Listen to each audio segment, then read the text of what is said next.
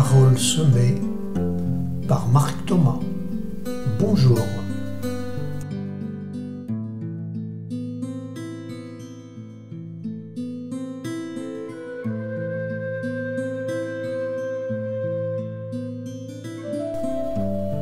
Aujourd'hui, que faire de ma colère ?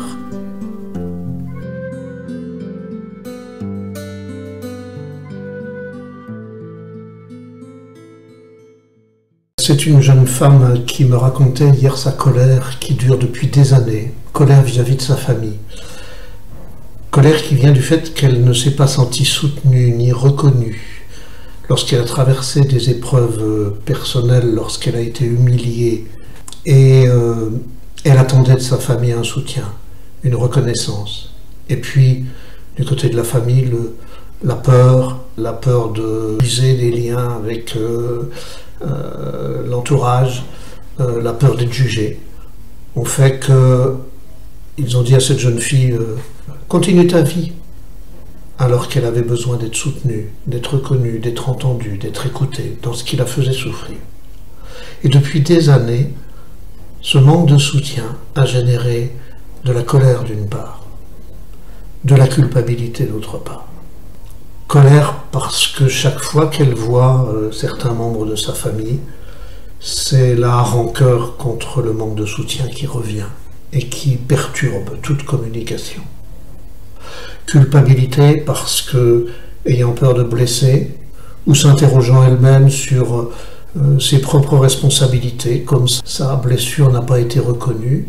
C'est bien connu ce système où quand ma blessure n'est pas reconnue, je finis par me dire que je suis moi-même coupable de ma propre blessure, comme parfois des femmes battues, violentées dans leur famille, se disent qu'elles sont elles-mêmes coupables et que si on les tape, c'est parce que c'est de leur faute.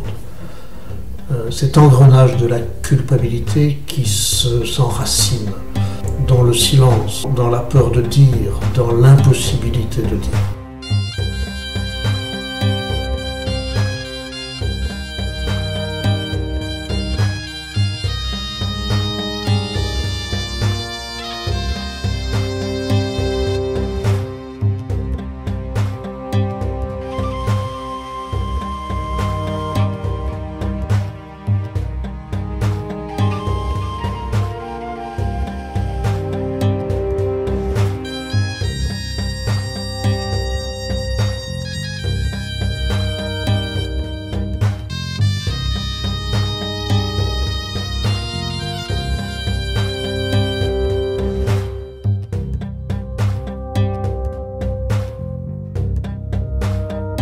Alors que faire de cette colère ? Ça fait des mois, des années que cette jeune femme se dit qu'elle devrait parler à sa famille, qu'elle se motive pour le faire. Et au moment de parler, elle n'y arrive jamais. Et le choc en retour sur elle, c'est qu'elle se juge incapable et que ça renforce sa culpabilité.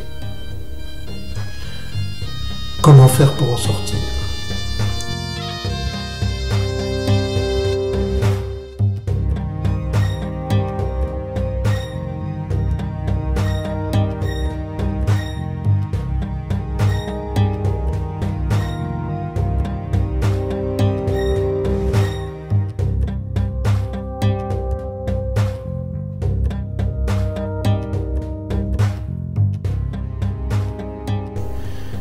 Eh bien, je pense que c'est normal qu'elle n'arrive pas à parler à sa famille d'emblée. Parce qu'avant de parler à sa famille, il est nécessaire qu'elle traite ce qui l'a blessée, les événements qui l'ont blessée et ce qui a été blessant dans ce manque de soutien. Il faut, pour traiter la colère, distinguer ce que les autres m'ont fait et que j'ai envie de leur reprocher, et ce que ça m'a fait à moi, comment ça a résonné en moi, qu'est-ce que ça a bloqué en moi, qu'est-ce que ça a fermé en moi, qu'est-ce que ça a ruminé en moi. Donc j'ai invité cette jeune femme à exprimer d'abord, non pas à sa famille, mais à quelqu'un de confiance, ou à exprimer par écrit, ou encore à aller crier toute seule, dans sa voiture ou dans la nature, cette colère qu'elle porte en elle, à l'exprimer avec les mots qui viennent, sans rien censurer, sans avoir peur de blesser qui que ce soit, puisque ce qu'elle écrit ou ce qu'elle va dire à une personne de confiance, elle l'écrit pour elle-même, elle le dit pour elle-même, elle le dit pour vider le trop-plein, elle le dit pour vomir ce qui a été si indigeste et si toxique. Elle le dit simplement pour se libérer elle-même. Ça, c'est le premier temps.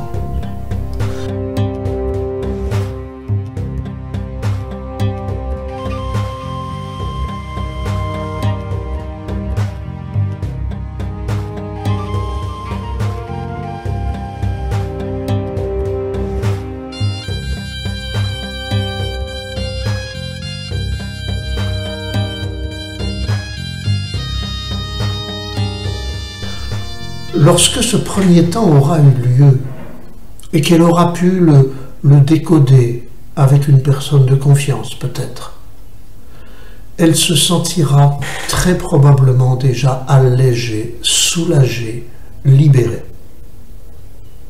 Alors elle pourra peut-être à ce moment-là passer à une deuxième étape.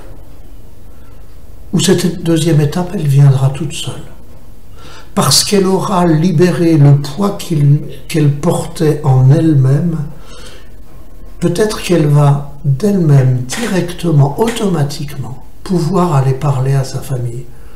Pas pour projeter sa colère sur eux, pas pour les accuser avec agressivité, mais simplement pour leur dire de quoi elle aurait eu besoin et ce qui lui a manqué et la souffrance que ça a généré en elle. Elle n'accusera plus, elle n'aura plus peur de blesser parce qu'elle ne cherchera plus à accuser ni même à reprocher. Elle ira simplement dire « J'attendais cela de vous, j'attendais votre soutien, j'attendais votre écoute, je ne l'ai pas reçu, j'ai eu mal. Peut-être que si vous ne me l'avez pas donné, c'est parce que vous ne le pouviez pas. Mais j'ai besoin aujourd'hui de vous dire ce qui m'a manqué. C'est la condition pour que je puisse vous retrouver. C'est la condition pour que je puisse sortir du mal-être relationnel avec vous. C'est la condition pour que nous puissions non pas oublier, mais éventuellement pardonner, c'est-à-dire aller au-delà de ce qui s'est passé et réinventer un autre mode de communication, d'écoute, de soutien réciproque.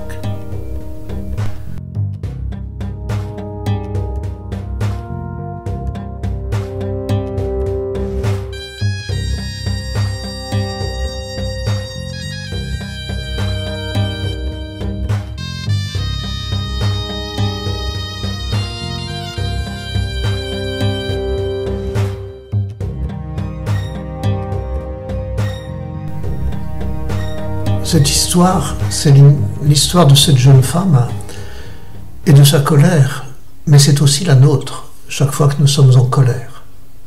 Nous avons souvent envie d'aller régler son compte à l'autre, d'aller l'accuser, lui reprocher ce qu'il nous a fait.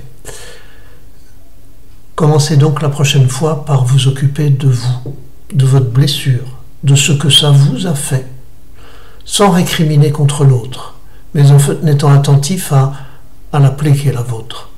Un peu comme quand vous butez sur une pierre, vous ne vous énervez pas sur la pierre, vous commencez par regarder votre pied blessé, par le désinfecter, par le soigner. Soignez d'abord ce que cette colère vous a fait, la blessure qui est la vôtre. Et une fois que ça sera fait, eh bien, vous aurez la capacité d'aller vers l'autre, sans accuser, mais en disant ce qui ne vous a pas convenu, et peut-être même en proposant de recommencer d'une autre manière la communication et le partage de vie. Bonne chance, bon courage, à une prochaine fois.